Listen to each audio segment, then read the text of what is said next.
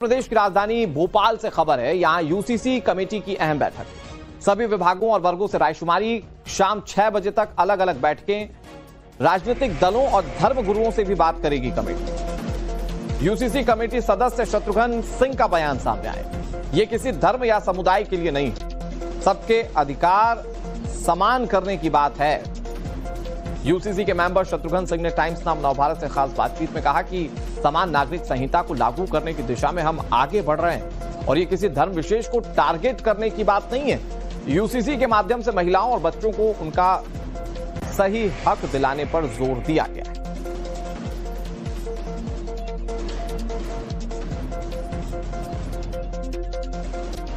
हालांकि मध्य प्रदेश में यूसीसी लागू करने को लेकर सियासत भी तेज हो गई है। मध्य प्रदेश कांग्रेस अध्यक्ष जीतू पटवारी का कहना है कि यूसीसी मध्य प्रदेश से पहले गुजरात, फिर उत्तराखंड और असम में लागू हुआ, लेकिन इसका फायदा क्या हुआ?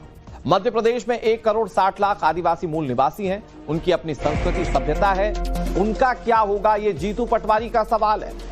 आगे वो कह रहे हैं कभी एनआरसी लाया जाता है, कभी घुसपैठियों की बात की जाती है, लेकिन आज तक एक भी घुसपैठिया पब्लिक डोमेन में नहीं आ पाया है, ये जीतू पटवारी कह रहे हैं।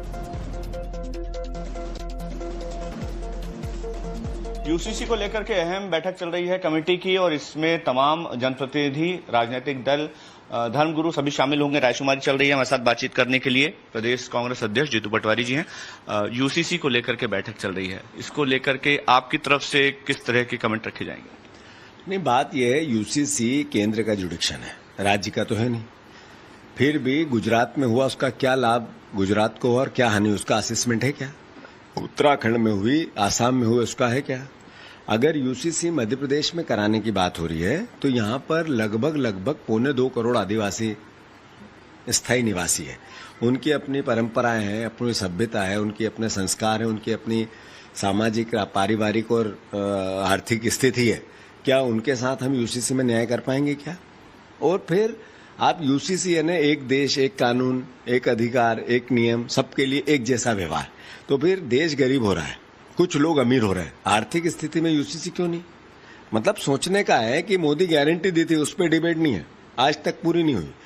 मध्य प्रदेश करप्शन का चेहरा बन गया, भ्रष्टाचार का चेहरा बन गया और बीजेपी के नेता उसके वाहक बन गए, उस पर बहस क्यों नहीं? अभी एक स्टिंग हुआ, उसमें सारे मंत्रालय के चोर एक साथ देश प्रदेश ने देखे, उस पर डिबेट क्यों नहीं?